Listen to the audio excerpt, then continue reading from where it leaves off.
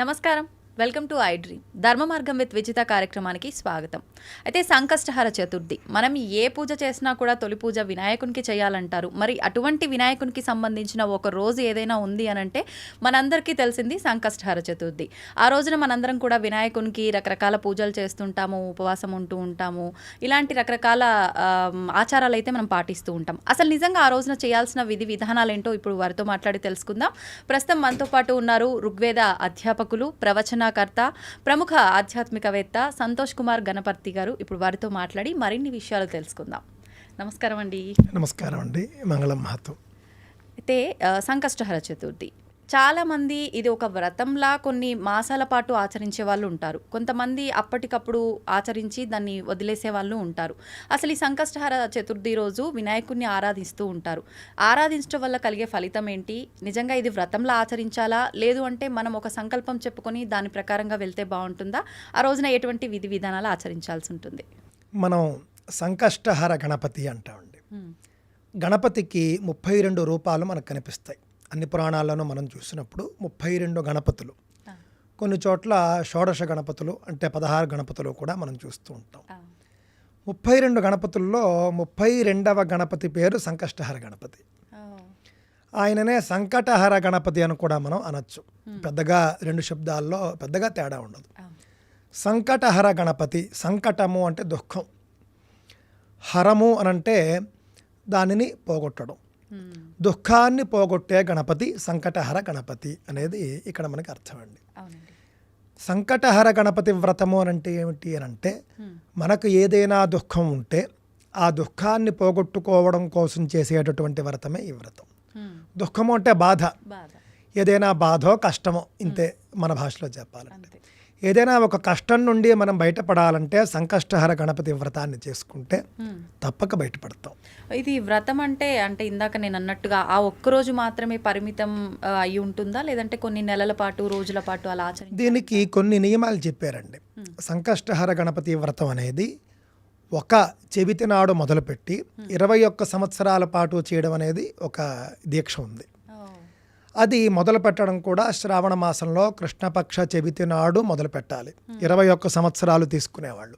ఒకవేళ మధ్యలో ఏదైనా చేయలేక ఆటంకం వచ్చింది అని అంటే? ఆటంకం వచ్చినా పర్వాలేదు, అస్సలు చేయలేని పరిస్థితుల్లో ఆ నెల విడిచిపెట్టినా ఇబ్బంది లేదు. కానీ 21 సంవత్సరాలు దాన్ని కొనసాగించేట్టుగా, ఇప్పుడు ఉదాహరణకి ఎవరైనా ఒక నెల మొదలు పెట్టుకున్నారు, శ్రావణ పక్షంలో వచ్చేటటువంటి శ్రావణ మాసంలో వచ్చే సంకష్టహర చతుర్థి నాడు మొదలు పెట్టుకుని వాళ్ళు 21 ఏళ్ళు చెయ్యాలి. మధ్యలో వాళ్లకు ఆశౌచాలు వస్తే, ఎవరైనా ఇంట్లో కాలం చేసినప్పుడో, ఎవరైనా పుట్టినప్పుడో కుదరదు. కాబట్టి అప్పుడు 2 మార్గాలు ఉన్నాయి. ఆ నెలకి విడిచిపెట్టి తదుపరి నెలలోనే కొంచెం ఎక్కువగా పూజ చేసుకోవడమో, లేదా చెవితి నాటికి వాళ్ళు ఆశౌచంలో అంటే మైలలో ఉన్నారనుకోండి, మైల తీరిన రోజున ఒకసారి పూజ చేసేసుకోవడం, అలా చేయొచ్చు. అంటే అది చవితి రోజు చేసిన పూజ కిందకే వస్తుంది, అదే ఫలం వస్తుందండి. ఏమీ ఇబ్బంది లేదు. ఎందుకు అంటే మీరు చేయడానికి సిద్ధంగా ఉన్న కాలం మీకు సహకరించలేదు కాబట్టి మైల రోజున ఒకవేళ వ్రతం అయితే కనుక, మైలలో ఉన్నప్పుడు వ్రతం వస్తే ఆ రోజు వదిలేసి 10 రోజులు అయిపోయిన తర్వాత, శుద్ధి అయిపోయిన తర్వాత తదుపరి రోజే చేసుకోవచ్చు. ఆ విధంగా 21 సంవత్సరాలు కూడా పూర్తి చేయడం చాలా మంచిది. ప్రస్తుతానికి ఇప్పుడు సరేనండి, మీరు చెప్పేవన్నీ చాలా అసందర్భంగా ఉన్నాయి. 21 సంవత్సరాలు 12 చతుర్థులు ఎవరు చేస్తారు? ఇదేమీ అయ్యే పని కాదు, మీరు సులువుగా చెప్పండి అని అంటే, ఇంకో మాట చెప్పారు, చేస్తే జీవితాంతం చేయమన్నారు. మొత్తం జీవించి ఉన్నంత వరకు చేయవచ్చు, లేదు అంత అవకాశం లేదు, కనీసం 21 సంవత్సరాలు చేయమన్నారు. అది అవకాశం లేదు, 1 సంవత్సరంలో 12 చెవితులు చేయమన్నారు. ఇదేదో బాగుంది. అది కూడా అవకాశం లేదనుకోండి, ఎప్పుడు అవకాశం ఉంటే ఆ చెవితి మాత్రం చేసుకుంటూ ఉండొచ్చు. ఇది సంకష్టహర గణపతి వ్రతం యొక్క ఇదండి. ఇది అసలు చాలా సులువైనటువంటి పూజ అండి, చాలా సులువైనటువంటి వ్రతం. ఎలా అండి, ఎలా చేయాలి? ఏదైనా ఒక పూజ అనేసరికి మనకి ఏదో సంబారాలు, వస్తువులు, అవి ఇవి ఏర్పాట్లు కంగారు పడతారు, ఏమీ లేదు. ముఖ్యంగా ప్రదోష కాలానికి చెవితి ఉన్న రోజు తీసుకోవాలి మొట్టమొదట. అంతేనండి. ప్రదోషము అనంటే సూర్యాస్తమయ కాలం నుండి 48 నిమిషాల కాలానికి ప్రదోషము అని పేరు.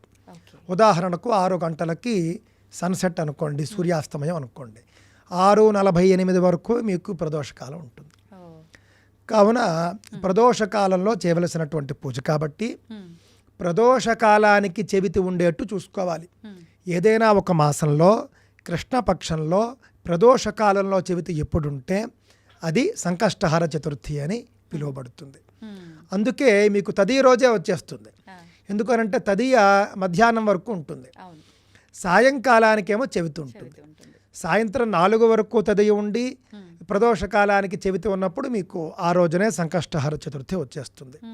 చాలామంది ఈ రోజు చేసేస్తున్నారు, కానీ ఈ రోజు ప్రదోషకాలానికి చెవితి లేదు. మీరు కావలిస్తే చూడండి, ఈరోజు రాత్రి అంతేనండి. ఈరోజు సోమవారం నాడు నవంబర్ 18వ తేదీ మీకు సాయంకాలము ప్రదోషకాలంలో మీకు చెవితి లేదు. 19వ తేదీ మంగళవారం సాయంత్రం ప్రదోషకాలానికే మీకు చెవితి ఉంది. కావున ఈరోజు చేయకూడదు. మీకు ప్రదోషకాలంలో చెవితి లేకపోతే ఎలా చేస్తారు? రేపు ఉంది అనగా 19వ తేదీ మంగళవారం నాడు సాయంకాలం ప్రదోషకాలంలో చెవితి ఉంది. కావున రేపే సంకష్టహర చతుర్థి అనే విషయాన్ని దృష్టిలో పెట్టుకుని ఇప్పుడు మేమేం చేయాలని, ఇంతకాలం మేమేం చేయలేదు, ఇప్పటికిప్పుడు మేము చేద్దాం అనుకుంటున్నాము. 21 ఏళ్ళలో సంవత్సరమో మీరు సంకల్పించలేకపోవచ్చు. ఈ ఒక్క చెవితి చేయండి. ఈ ఒక్క చెవితి మీకు ఇప్పుడు ప్రతి ఇంట్లో కూడా ఏవో కష్టాలు ఉంటాయి. పిల్ల పెళ్లి కాలేదనో, ఉద్యోగం రాలేదనో, జీతం రాలేదనో, ఆరోగ్యం బాలేదనో, రకరకాలుగా ఉంటాయి. ఇల్లు కొంటున్నాము, అప్పులు ఇచ్చాము, అప్పులు తీసుకున్నాము, అప్పులు తీరట్లేదు, అప్పులు రావట్లేదు, ఇవన్నీ ఉంటాయి. ఏదో ఒక సమస్య ఉంటుంది.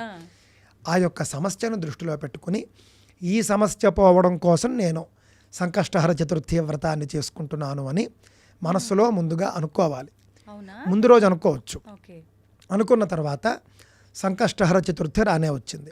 ఉదయాన్నే లేవాలి. సూర్యోదయానికి ముందే లేచి బావి స్నానమో, చెరువు స్నానమో, పుష్కరిణి స్నానమో, నదీ స్నానమో, సముద్ర స్నానమో, ఇవేమీ లేకపోతే ఇంటి వద్ద మామూలు నీటి స్నానమో చేసి ఆ స్నానం అయిన తర్వాత ఒక్కసారి దేవుని వద్దకు వచ్చి బొట్టు అది పెట్టుకున్న తర్వాత గణపతికి దండం పెట్టుకుని ఈ రోజున ఫలానా కష్టం పోవడం కోసం నేను సంకష్టహర గణపతి వ్రతాన్ని ఆచరిస్తూ ఉన్నాను.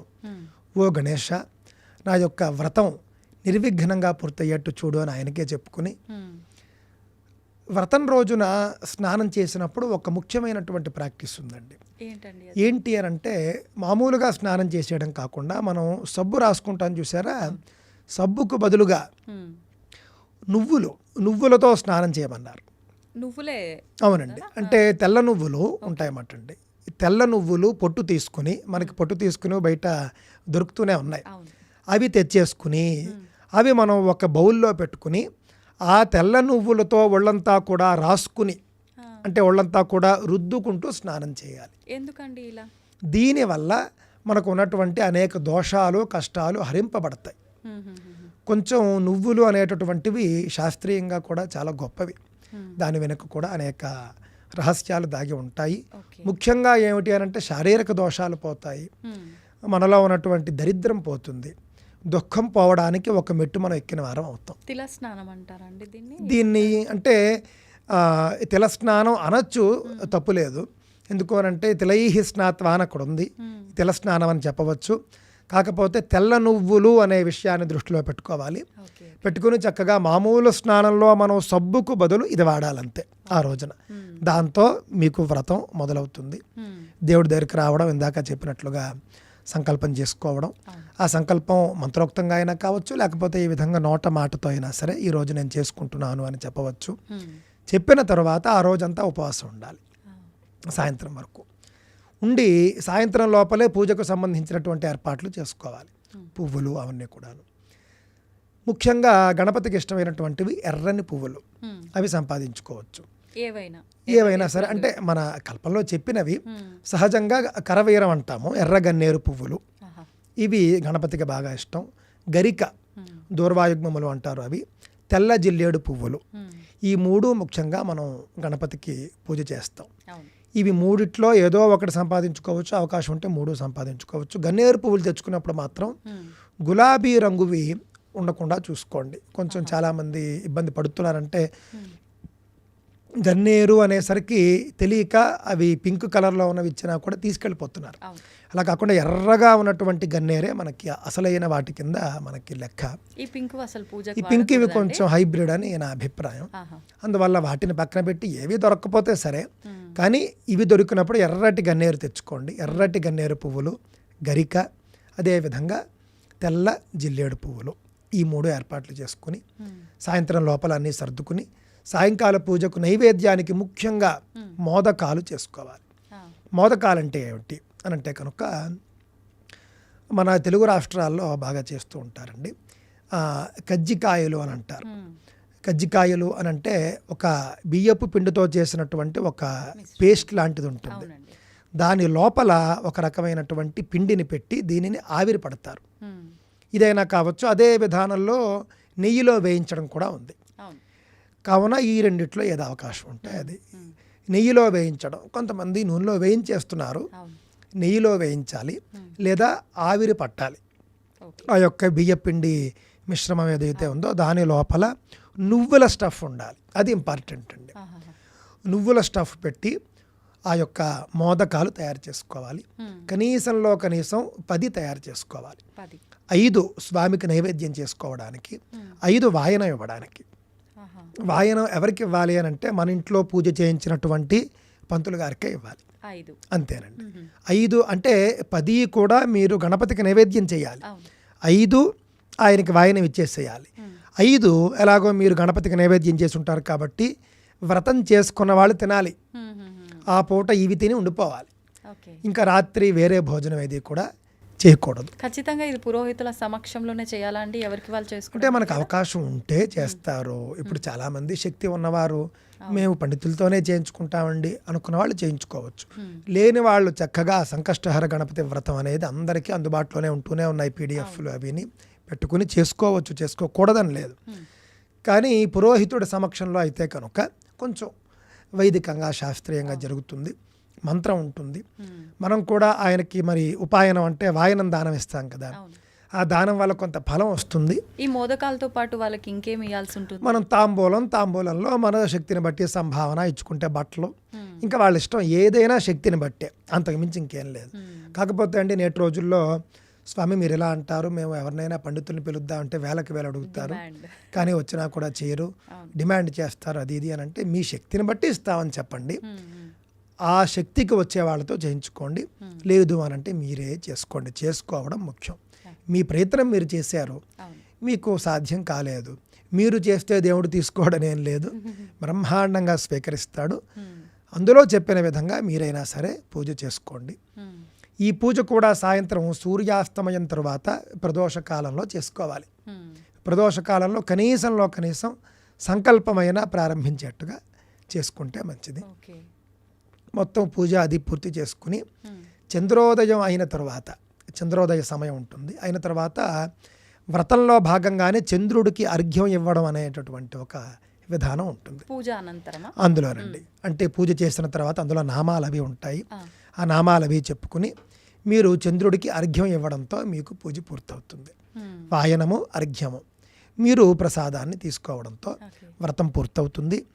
ఏదో ఒక చవితి నాడు మీరు చేసుకోవచ్చు, ఇబ్బంది ఏం లేదు.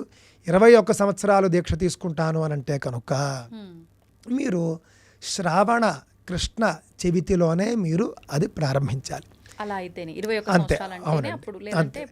ఎప్పుడైతే మీరు ఆ చవితికి మీరు చేసుకుంటున్నట్టు లెక్క. ఒకసారి ఇప్పుడు నేను 21 సంవత్సరాలు చేస్తా అని ఏదో మీరు చెప్పగానే ఓ మంచి జరిగిపోతుందని చెప్పి సంకల్పం చెప్పుకున్నాను.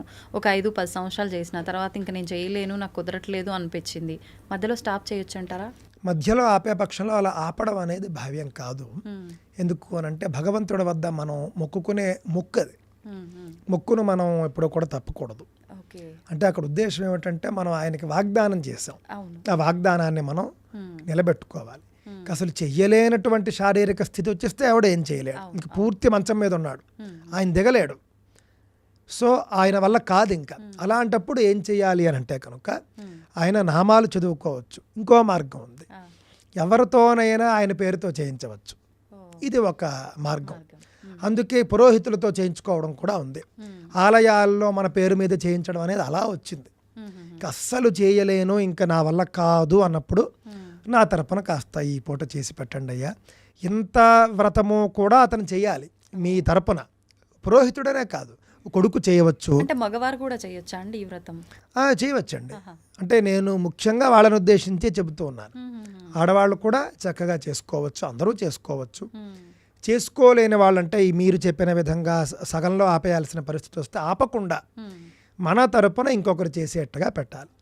ఉదాహరణకి మీకు ఏదో పని వచ్చింది అనుకోండి, ఆ రోజున మీరు చేయాల్సినటువంటి పని ఇంకొకరికి అప్పచెప్తారు. మీరు అయ్యో పలానా ఆయన వచ్చేస్తున్నారు, మనం చేయకపోతే బాగుండదు అని మీరు ఇంకొకరికి అప్పచెప్పి మీ స్థానంలో ఇంకొకరిని కూర్చోబెట్టి మీరు ఇంటర్వ్యూ చేసినట్టుగా. ఇది కూడా అంతే మాట అండి. అయితే ఇది అగతిక పక్షం, అంటే ఇక మీ వల్ల కాదు అన్నప్పుడు చేయాలి. వాళ్ళకి మనం మన తరపున చేసినటువంటి వాళ్ళు బయట వాళ్ళు అయితే మనం వాళ్ళకి ఎంతో కొంత సంభావన ఇచ్చుకోవాలి. మరి ఆ ఫలితం మనం చేస్తే వచ్చేదే వస్తుందా వేరే వాళ్ళతో చేయించి? అంతేనండి, దాదాపుగా అంతే వస్తుంది మీకు. మన వాళ్ళే చేశారనుకోండి అసలు గొడవ లేదు. ఇప్పుడు ఒకవేళ కొడుకో లేకపోతే భార్యో చేస్తే కనుక కూతురుంటే కూతురు చేయొచ్చు, చేయకూడదని కాదు. ముఖ్యంగా భార్య లేదా కొడుకు చేస్తే మంచిది. ఇప్పుడు కూతురు పెళ్ళి అయిపోయింది అనుకోండి, ఇంకో ఇంటి అమ్మాయి అయిపోతుంది, అందుకని అలా అంటున్నాను అనమాట అండి. ఇది వ్రతం చేయవలసినటువంటి విధానం.